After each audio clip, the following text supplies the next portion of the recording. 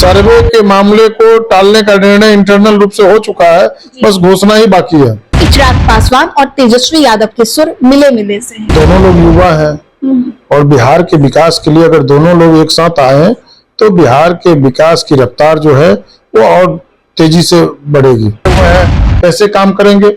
Systematic कोई चीज होना चाहिए। अगर काम करना है तो ढंग से करिए। पूरे बिहार का जो स्थिति है, सर्वे के बारे में जो रिपोर्ट आ रहा है, चारों तरफ तनाव का माहौल हो गया है और कहीं यही कारण न बन जाए कि नीतीश कुमार जी का विदाई ये सर्वे करा दे। लैंड सर्वे नीतीश कुमार की विदाई का वजह बन सकता है। चारों तरफ जो है लोगों में पूरा तनाव है और महाभारत का माहौल बन चुका है। सब आपस में मारपीट का स्थिति बना हुआ है। मतलब सरकार विफल हो गई। चिराग जी तो लगातार उजागर करने का काम कर रहे हैं कि बिहार में जो घटना दुर्घटना हो रहा है उसको भी उन्होंने आईना दिखाने का काम किया सरकार को। तो बिहार में तो बाहर है, गोलियों की बौछार है, अपराधियों की सरकार है। नमस्कार, आप देख रहे देशवान न्यूज, आपके साथ मैं हूँ राजनंदिनी।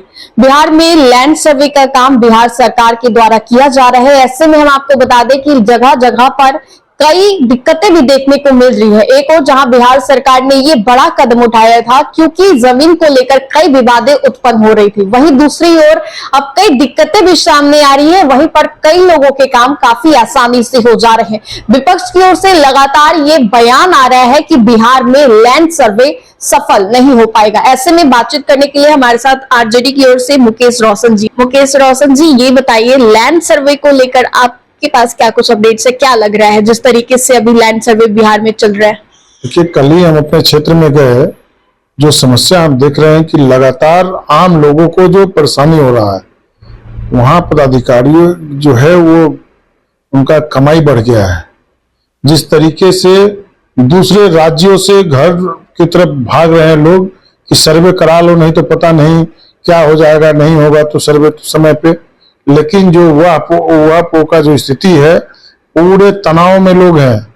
सर्वे को लेकर बिल्कुल तनाव में है और कई लोग तो आ रहे हैं तो महाभारत का स्थिति हो चुका है। कई लोग जो अपने जो बाहर रहते थे वो घर जब आ रहे हैं लौट करके देख रहे हैं कि उनका भाई उनका जमीन बेच चुका है, अब वो आ रहे हैं अपना हिस्सा खोज रहे हैं।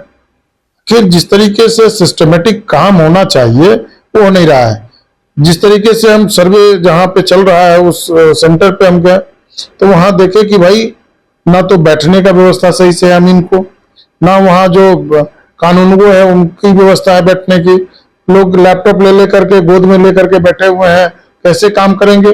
सिस्टमेटिक कोई चीज होना चाहिए। अगर काम करना है तो ढंग से करिए। पूरे बिहार का जो स्थिति है, सर्वे के बारे में जो रिपोर्ट आ रहा है, चारों तरफ तनाव का माहौल हो गया है और कहीं यही कारण न बन जाए कि नीतीश कुमार जी का विदाई ये सर्वे करा दे। लैंड सर्वे नीतीश कुमार की विदाई का वजह बन सकता है। जी बिल्कुल, चारों तरफ जो है लोगों में पूरा तनाव है और महाभारत का माहौल बन चुका है। आप देखिए, भाई भाई को देखना नहीं चाह रहा है, जिस तरीके का स्थिति है, भाई बहन को हिस्सा नहीं देना चाह रहा है, ये हाल है।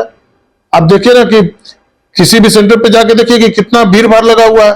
कल कई जगहों पर हमने देखा कि महिलाएं जो आ रही हैं वो अधजला पेपर लेकर के आ रही हैं, उनके पास पूर्ण जो है वो कागज नहीं है, संपत्ति का जो डिटेल दस्तावेज नहीं है और उसको लेकर के कभी सीओ का चक्कर लगा रहे हैं, कभी कर्मचारी के यहाँ जा रहे हैं, कभी अमीन के यहाँ जा रहे हैं, लेकिन उनको जो प्रॉपर चैनल में काम होना चाहिए वो नहीं हो पा रहा है।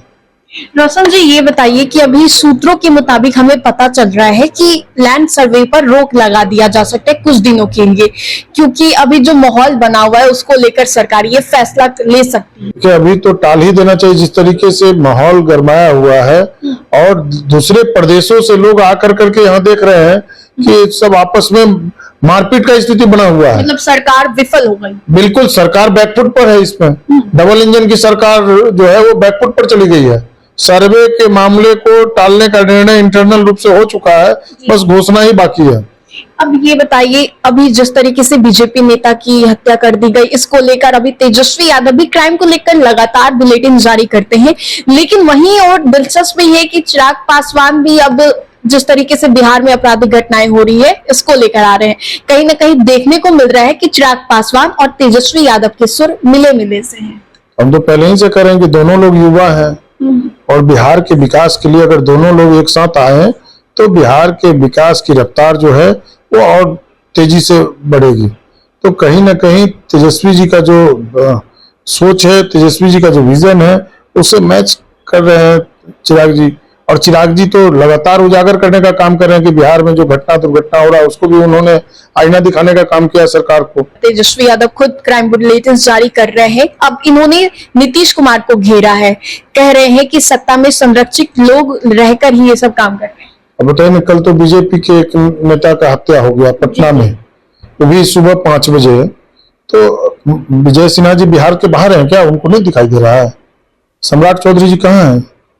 हम लोग को बताना चाहिए कि आखिर हत्या कौन कर रहा है। जो लोग हत्या कर रहे हैं, अब बीजेपी, जदयू नेता, राजद नेता, फलना पार्टी का नेता का हत्या हो रहा है, आखिर क्यों इस तरीके का घटना घट रहा है? अब चैन छीनने का घटना हो रहा है, उसमें गोली मार दे रहा है लोग। कहीं ना कहीं क्राइम बढ़ने का एक ही रीजन है, वो है बेरोजगारी।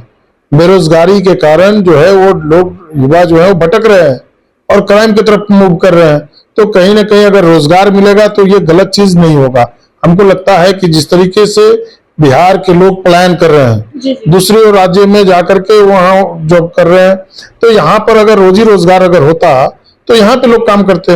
नीतीश कुमार जी बताएं कि पिछले 2005 से है, एक भी सुई का कारखाना बिहार में लगाने का काम किया क्या, जहां बिहार के लोग वहां पर जाकर के काम करें? बिहार के लोग भटक रहे हैं, युवा नौजवान बेरोजगार बैठे हुए हैं।